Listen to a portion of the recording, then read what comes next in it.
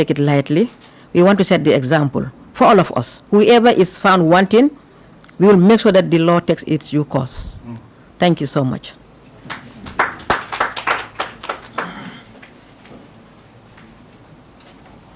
Thank you very much. Right, morning everyone. I am TV. This is for the Minister of Information. I think this is quite commendable.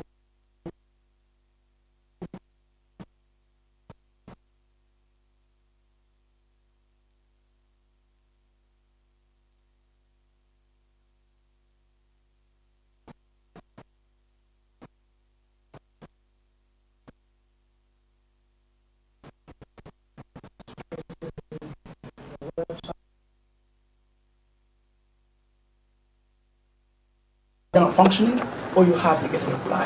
And I think this is very important.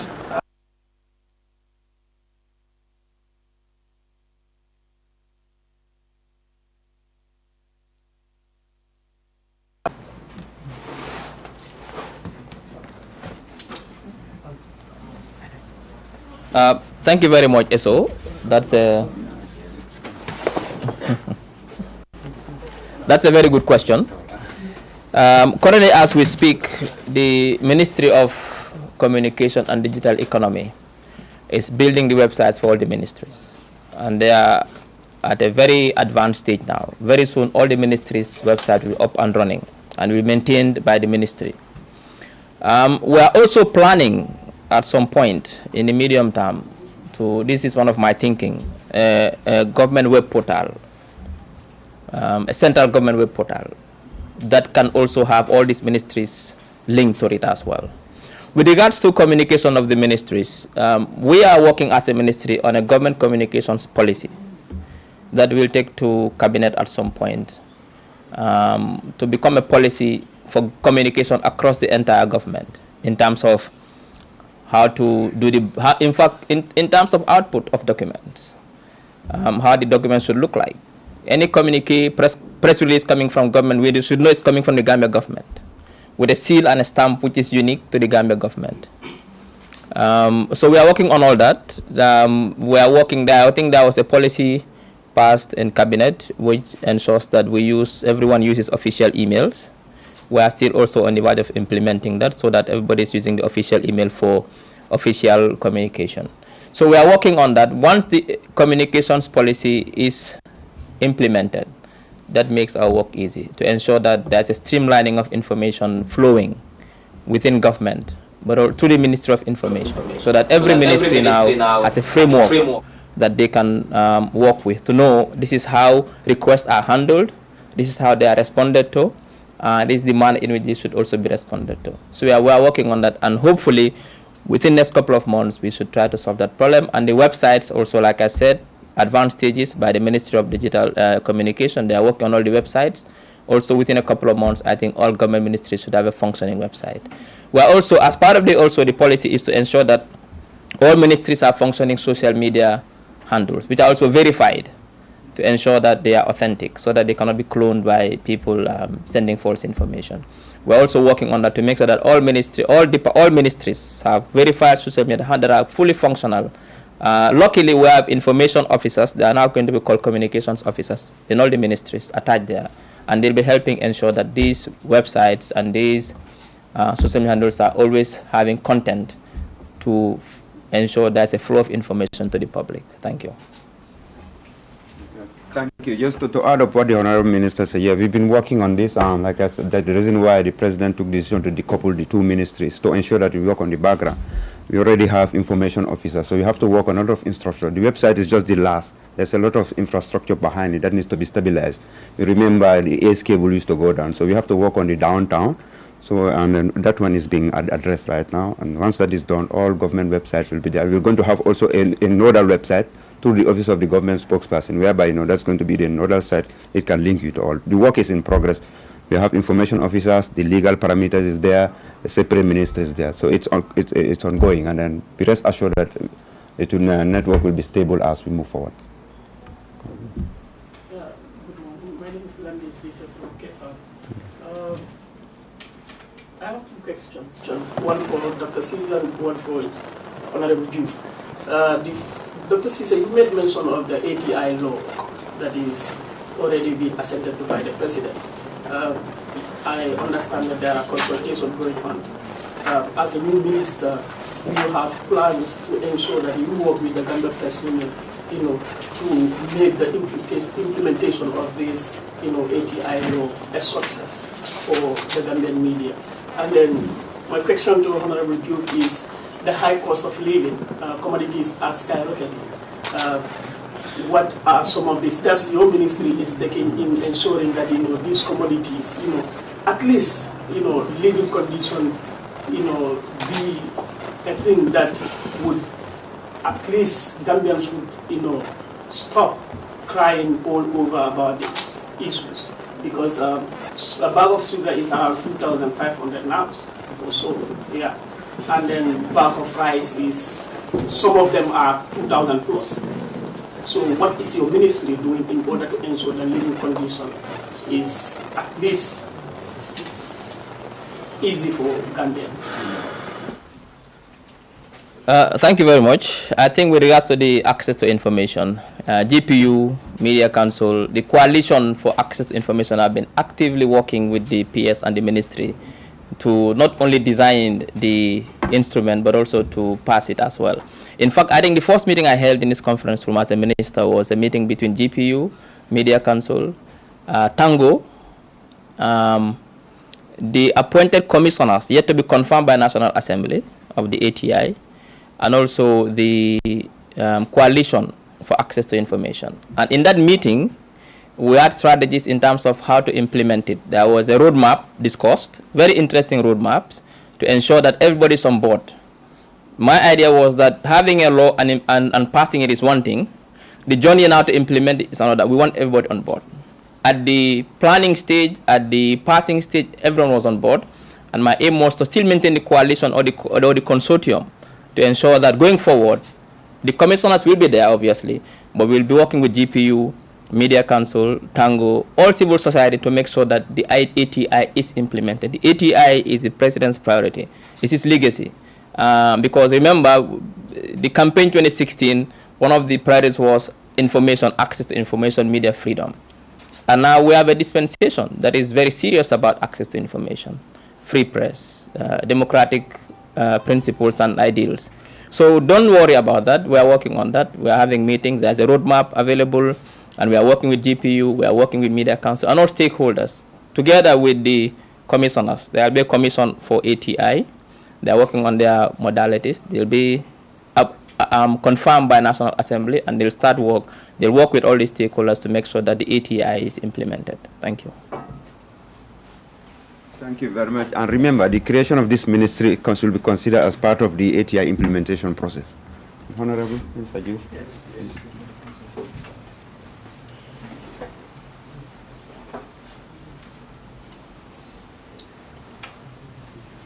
Thank you very much, Chairperson, and thank you, colleague Minister of Information, for organizing this very, very important interaction.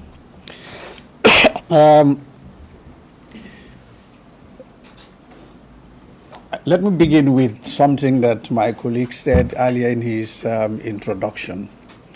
The issue of capacity building is very, very, very important for all of us, but most importantly,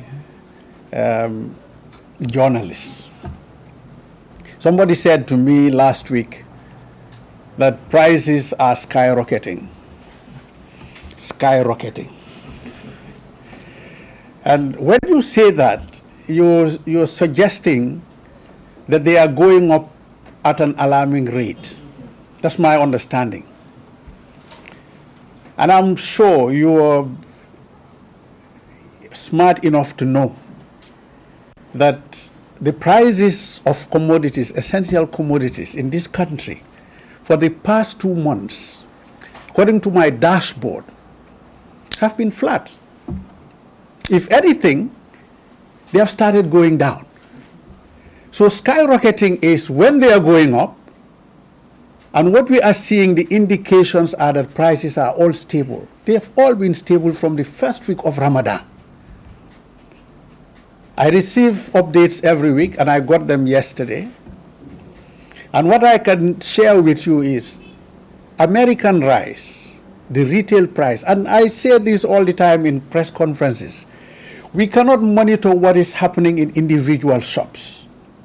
We collect data and we share with you the average prices, the average retail prices, the average wholesale prices. We cannot give you prices per shops in Bundung. We don't have the capacity to do that. But on average, no, prices have not been skyrocketing of late. They are stable. I think we begin with that and clarify that.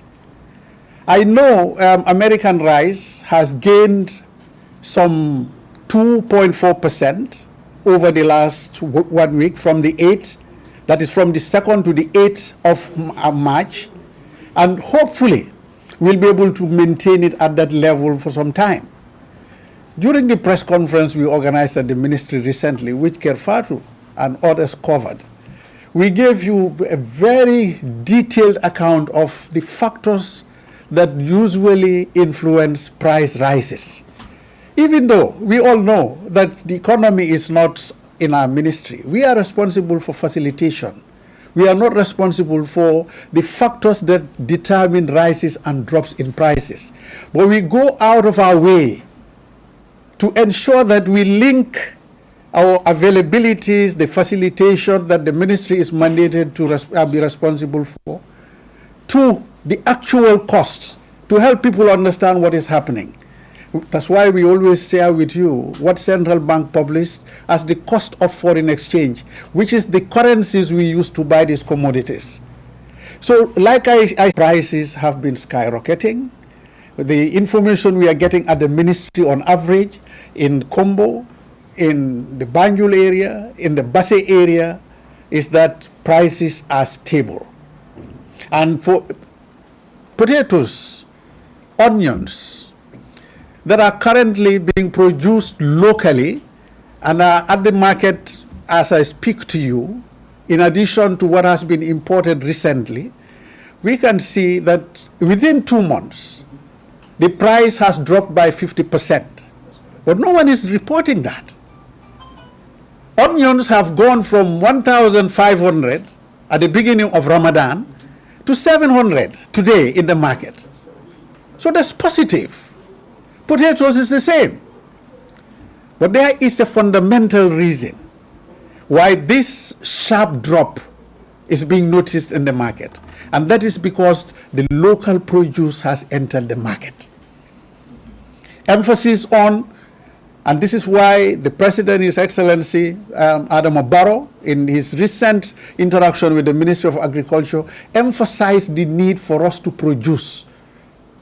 We must produce to deal with this issue of price.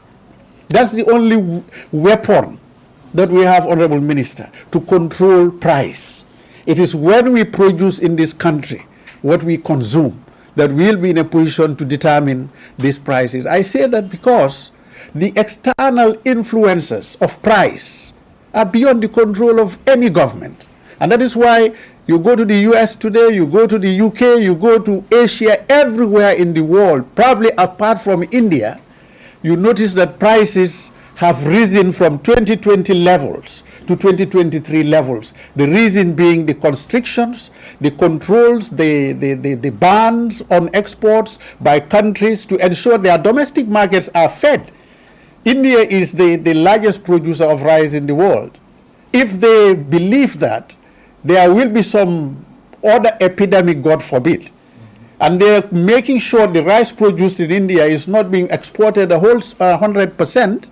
And they are determining which countries are giving concessions like the Gambia, Senegal, and Mauritius. Then in India, the cost of rice has gone down significantly because there is too much supply in the country. So solutions. Probably I'm preempting the next question, which was going to be, what is the ministry going to do? The ministry is limited in terms of what we can do. We cannot buy and sell That is not what government does. Government leaves that with the private sector. So the private sector that buys and sells require foreign exchange to buy rice, because you cannot buy rice outside the country with dalasi. To buy the rice, you need foreign currency. The foreign exchange has exchange value against the dalasi that fluctuates. So all these things are very important to factor. But just to answer the question and restrict myself to what the guy said, even though I enjoy digressing and speaking a lot more, there is no skyrocketing of prices at the moment. Prices are stable, the curve is flat, has been flat for 4 weeks, according to our dashboard. Thank you very much, Mr. Chairman. Oh, Chairman agrees? Okay, all right. Tabora, you wanted to corner me, that it wasn't possible. Now you want to handle me here. It's okay, carry on. My question is coming from one of the angles, the prices have gone down because of the introduction of local produce, absolutely. So I want to take you back a bit. The government, your ministry included have taken a policy from COVID days up to now, where you will empower private businesses to bring commodities. After the COVID, we know that millions of reserve money have been given to businesses to bring products to the country. And recently also, the government have given 3-point-something billion to Gambia also as a loan. Government? $50 million. Government. Loan from the barrier. Okay. Has been given to Gambia. And the interest was, the aim was for them to bring in commodities and petroleum products to ease prices in the market. So you mentioned that the lowering of prices is owing to the introduction of domestic products. So I want to challenge to say that that means this policy of giving money to private entities has not been evident. We've not felt it in the market. And going forward, will government continue doing these things? Or are you going to put a stop to it? And so as you said, promote domestic resources. Because these monies have been given and we see very little impact on the average guy in the market. So, can you answer that? Tabora, point of correction.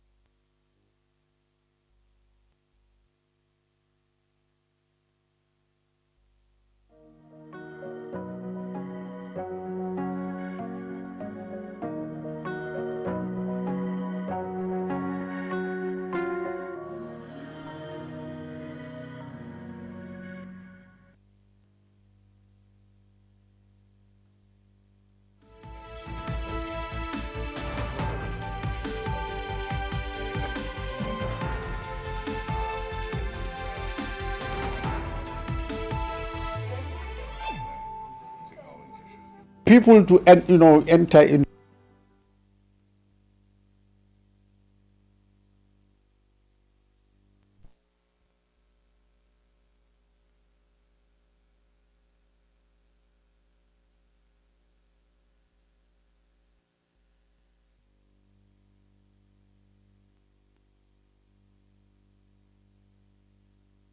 A la